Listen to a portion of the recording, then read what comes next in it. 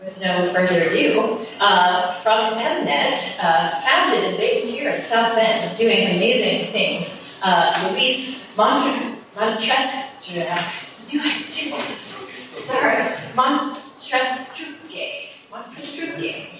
Luis Montrestruque.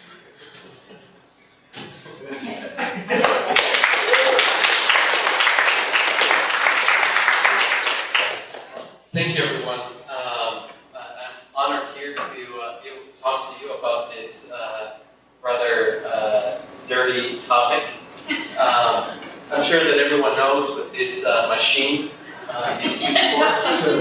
Raise your hands if you have never used it before. That's why I thought everyone knows this machine. Again, do you all know what happens when you actually flush? A lot of people think that there's a poop fairy that essentially takes care magically of what comes out, and it just magically disappears, never to be seen again. Well, I have bad news. We actually have to deal with the waste that comes out, and it's a big problem. And that's essentially what we're here to talk about. Sewers are cool. Let's just agree on that in the first place. Actually, I quoted Krista here that said this to us, to me a little bit earlier. So, just making sure that you guys are on the same page. Sewers are very cool. So let's talk a little bit about the history of sewers and wastewater collection systems. The first cities that were built in this country didn't really have wastewater treatment plants. And so sewers were installed to take away stormwater and wastewater away from homes and businesses and streets to avoid flooding, and were naturally directed to the closest water body that was near the city. Those were times where all the wastewater would essentially go untreated straight out to the river. So these are pictures, but some of them are old, some of them are not quite. We see rivers catching fire essentially because of the waste that had them. People would get sick. Many people think that they don't pay too much attention to what happens with water, but it's one of the greatest achievements in human health that has happened over the last millennium, I would say, actually. So those were dark days when we didn't care about or didn't have the capabilities of treating wastewater, and all of our waterways were deeply polluted. So during President Nixon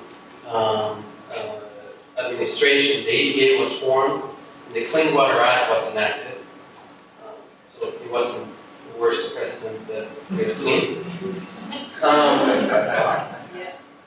So when the Clean Water Act was enacted, cities decided to do something about it. Well, actually, before it was enacted, they started before, but cities essentially put a large pipe that is called the interception line that essentially collects and intercepts all the waste that would before be going to the rivers, and then installed something that is called a CSO diversion point, and directed the wastewater to the treatment plant. These CSO locations were installed so that whenever we had a storm event, when the wastewater treatment plant couldn't handle all the excess flow that would come from the storm event, the system would discharge into the closer water body as it was before. This is primarily done so that on one hand it would wipe out the biology that exists on the wastewater treatment plant that could create a bigger damage, or flood basements or flood streets that would also pose a human threat. Health hazard. So this, at that point in time, when these CSO diversion points were installed, that was the best solution that we had, and that has been the case since then. So a Unfortunately, this is not quite the solution that we hope to have on our cities in the 21st century. So how does this actually look like?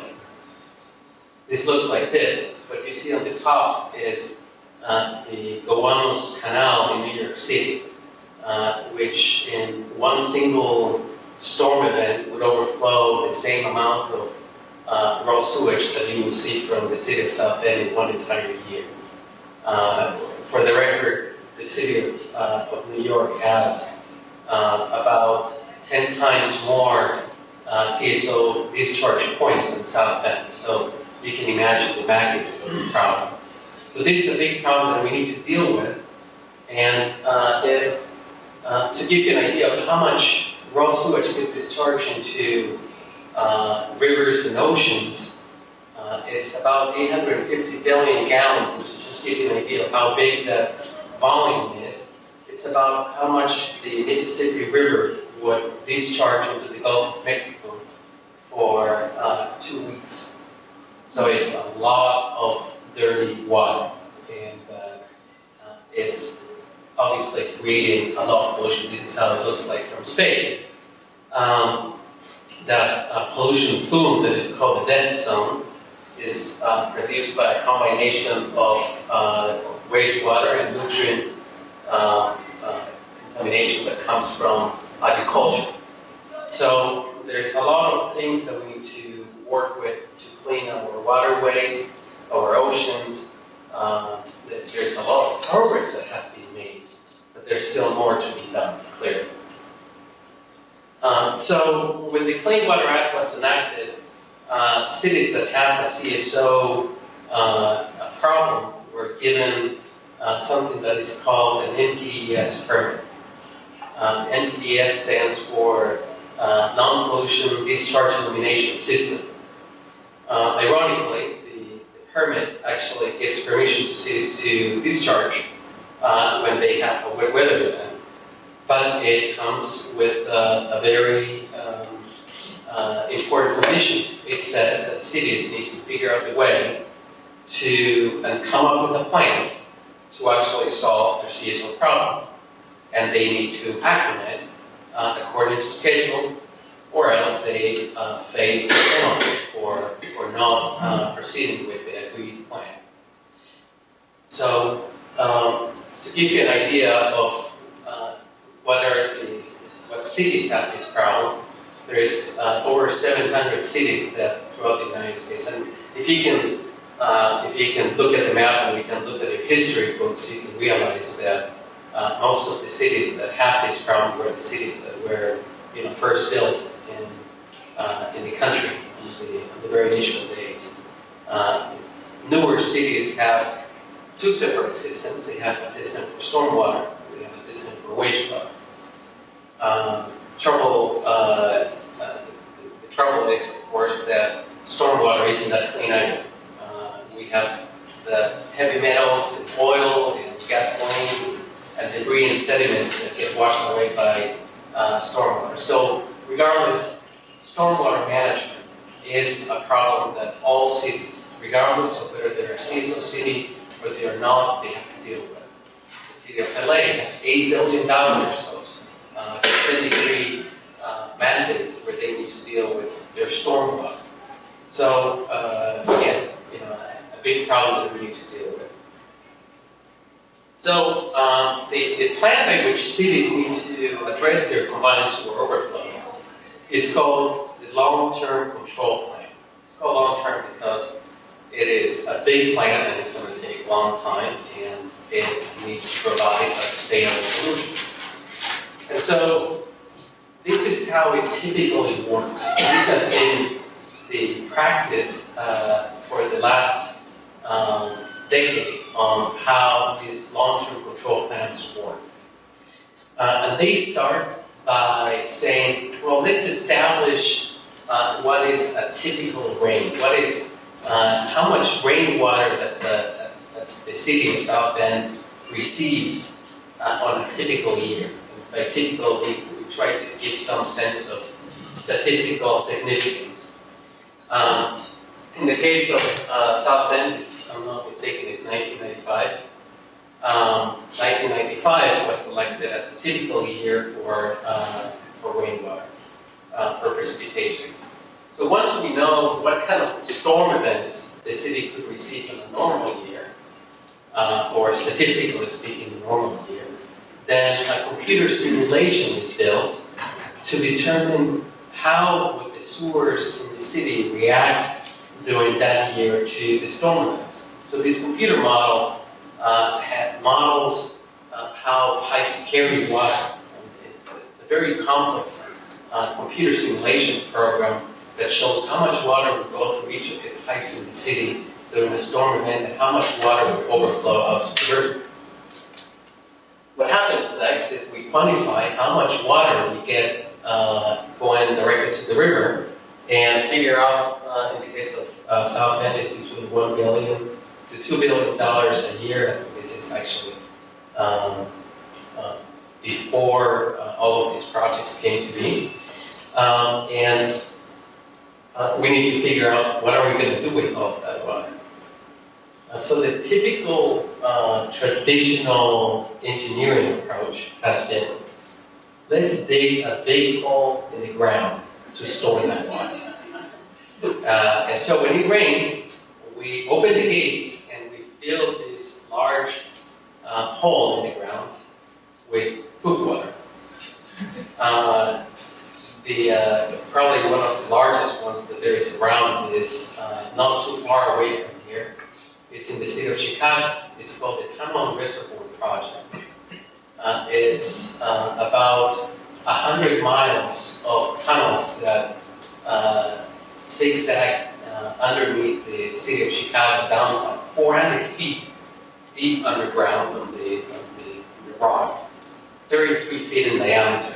So you can essentially put a subway train from South Bend to Chicago in these tunnels. They're that big. The next thing to do is to start, because that is not enough, the next thing to do is to start filling the quarries that are next to 294 on the way to O'Hare.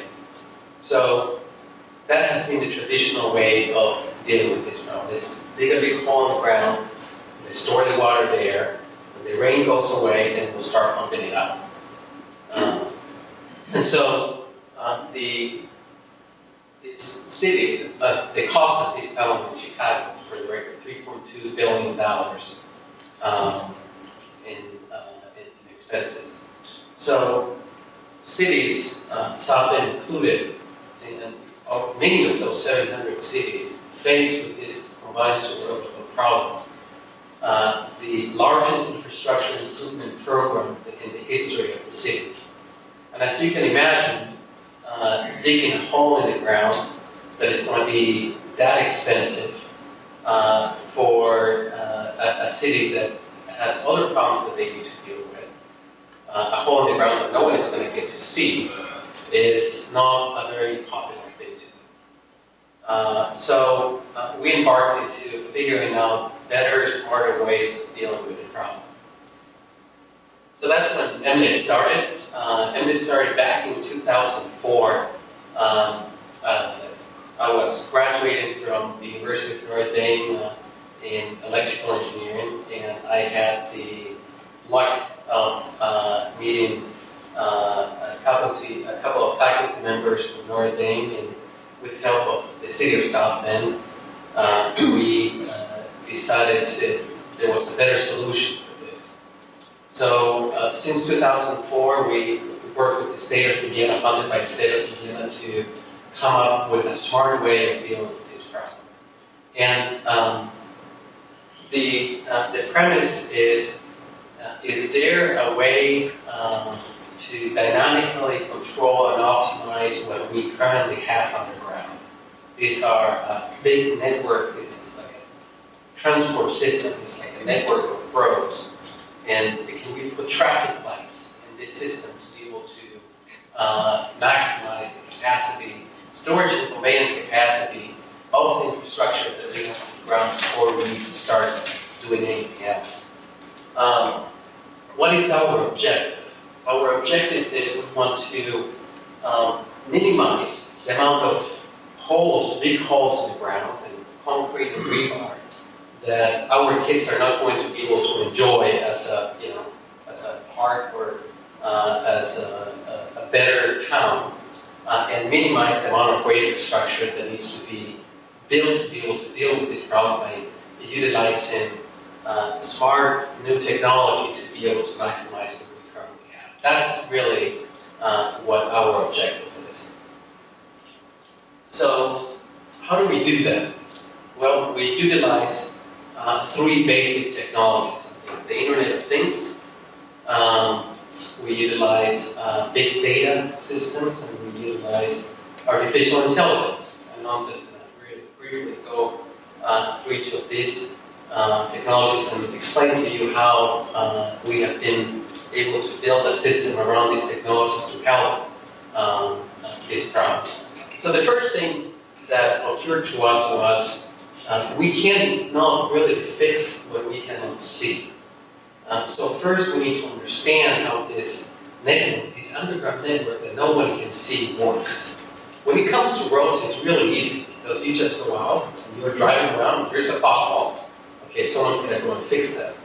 But when things happen underground in the sewer, no one can really see them until something bad actually happens. Then is when we actually, the road caves in, or someone's basement starts flooding. That's the only time that we actually get to see that we have problems underground. So what we did is we came up with a concept of being able to monitor all the sewer system that we have in South Bend. And the way that we did that was using a computerized manhole cover powered by Internet of Things technology. So you can see here on the table, this thing is pretty heavy, so be careful if you touch it, but you're more than welcome to come in and do a little bit of workout and carry it around. This is an example. So this manhole cover is a plastic manhole cover that is rated for heavy traffic, and it has underground, it has, or right beneath it, it has a box that is an explosion-proof box that isolates a set of electronics, a microprocessor with a radio and a memory and a sensor that can measure how much water is going in these pipes and then transmit that information in real time every 5 minutes to a database whereby the city can actually visualize and understand what is happening in this large, vast underground network. So there are 150 of these sensors around. So if you live in South Bend, I can guarantee you, you run over these things all the time because they're everywhere. And the main idea, again, is to be able to understand what is happening. So when we first installed the system, for the first time, the city could actually see in the middle of a storm event how this sewer system reacted in a similar way that you would see traffic, for example, on a Google Maps or something like that. Now we can see where the levels of the water are with respect to the ground. We can see which pipes are surcharged, which pipes have more capacity, where is it that we can be making improvements to, in a way, be smarter about how do we direct traffic, so to speak.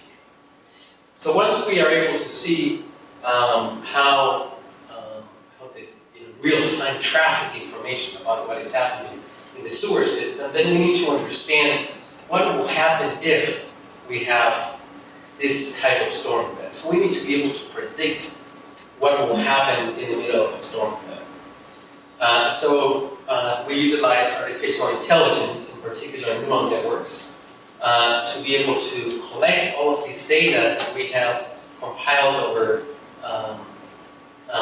the life cycle of this, or the lifetime of this system that has been installed underground, and train the neural network to learn how the system operates. So we measure rain, we measure how much water is going under the sewer, and this artificial brain essentially learns how the system will react under a different kind of storm event. So now we have two things. we know what is actually happening in the sewer system at any time. And we have the ability to predict what will happen in the future under any condition. So with those two pieces of information, now we can figure out what do we do in the middle of a storm event. And one thing that we actually did realize was that, in all honesty, it doesn't really take too much to realize this, but it was some sort of self-evident thing. It doesn't rain evenly throughout the entire city at the same time. Now, back then, when the original sewer designs were done, that was the only way that we could design static systems with discharge points and relief points that were all static, that couldn't move. But now we have this abundant information about where it is raining and therefore where the congestion is of this sewer network. And so we realize it doesn't rain evenly throughout the city, and what that means is that some pipes are surcharged, some pipes have too much water, and other pipes still have capacity in the middle of that storm event to carry more water to the treatment plant and therefore be able to minimize overflows. So a number of different gates were installed in the city to be able to intelligently and dynamically move the water in this network and direct traffic like a police would do when a football game at Notre Dame is over and traffic needs to be directed to the city. Traffic now is directed intelligently by knowing what is actually happening and by determining if I open this gate a certain amount, what will happen through this prediction system that we have. And how was this implemented in South Bend? Well, there's a number of computers installed in each of these gates. The computers in these gates act like brokers on a stock exchange. And so every 5 minutes, and they were doing that now as we speak, even though there is no rain, they trade sewer capacity. And so as they are functioning and they're communicating every 5 minutes, they're saying, I have capacity here. I will sell you capacity. You pipe that you are upstream, that you are surcharged. I sell you sewer capacity for $3. Another pipe that receives the water as well, that maybe has more capacity, says, I'll sell it to you for $2. And so the valve would say, well, I want to minimize overflow, so I'm going to sell it to the guy that is selling it to me for less. So there's a supply and demand curve for each of these assets. And so this software agent is essentially not something similar to a free market economy, but it's all sewer dollars, if you will. They're not real dollars, right? It turns out that worked really, really well. So this is a graph that shows what the experience in South Bend has been. The monitoring system went in 2010, and you can see the actual line represents the amount of rain that the city has received, and the bars represent the volume of overflow for that year. So you can see some years we have more rain, some years we have less rain, and obviously on the years where we have more rain, we will have more overflows. So you can see the correlation. Just to draw a comparison, so I said, at the end of 2008, the monitoring system went in place, and in 2012, this gates that direct flow went into place. The first thing that we discovered when the monitoring system went in place was now the people of the city were able to understand how the system worked, and they were able to locate problems before they became emergencies. So they were cleaning sewers now where debris was accumulated. They would discover blockages that would form before they would cause street flooding and things of that nature. So by the nature of just cleaning the sewer more effectively, the amount of combines to overflows increase. And then subsequently, with the gate system that was able to control where the water was going, further reductions have been able to achieve. So all in all, we have seen an average of about 70% of overflow reduction. Now this is overflow reduction. This is sewage with rainwater that has been going out to the river. But what we really care about is the river itself. Is the river clean? So the city actually measured the amount of E. coli that was before we started this project and after we started the project, the average in the St. Joe River. And this is an average measurement of E. coli concentrations in the river at different points as the St. Joe River goes through the city. So you can see there has been 50% reduction of E. coli concentration in the St. Joe River. You can also see that there's more work to be done, but I would say that that has been a terrific improvement considering that we didn't need to dig in a big hole in the ground to haul wastewater. But we only utilize the pipes that we already have in the ground and manage them in a smart way. So some people ask, what are the other 700 cities doing? What they're actually doing is they're coming here to South Bend. When we talk about South Bend, either coast, they don't necessarily think of South Bend as the technology hub of the Midwest or of the country for that matter. But San Francisco and New York City have come to South Bend to see how we do these things. South Bend has the most densely sewer system in the world. I think that you'll go around telling your friends necessarily and bragging about, but it is environmentally speaking, it is very important. So my kids continue asking, so what exactly is it that you actually do? As you can imagine, it's quite difficult to explain. But what Dad does is I use math to clean the river. That's, in a nutshell, what I do. So, thank you very much.